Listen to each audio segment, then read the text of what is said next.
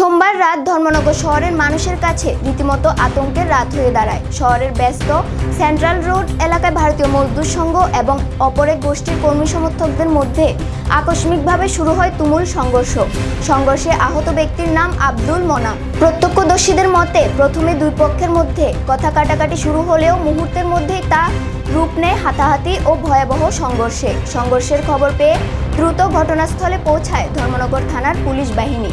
পরে টিএসআর জওয়ানরাও ঘটনাস্থলে উপস্থিত হয়ে অভিযানে যোগ দেন। পুলিশের তৎপরতায় পরিস্থিতি নিয়ন্ত্রণে আসে। ঘটনাস্থলে ব্যাপক উত্তেজনার সৃষ্টি হয়।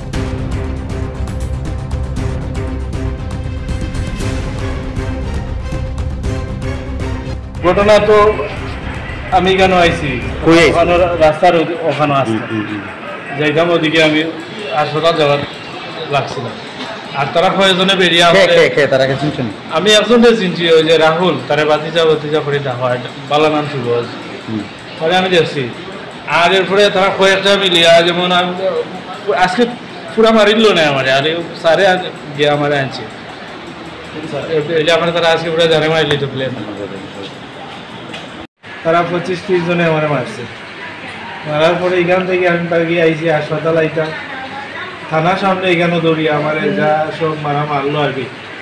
তারপরে আমার থানায় আমার আত্মরক্ষা করছে, নাইলে আমার তারা আজকে পুরা মারার প্লেন আসছে। ওই তো হয় না, আমার একটা মারছে, আমার একটু তুলো না।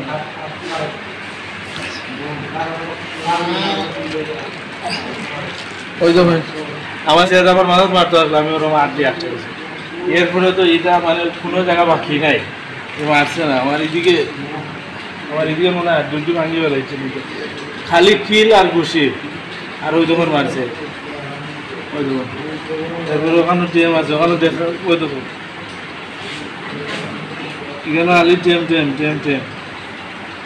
ওখানে আলি আমার মাথার জ্বালা যন্ত্রণা এটা করে, কিছু বুঝি না আমার।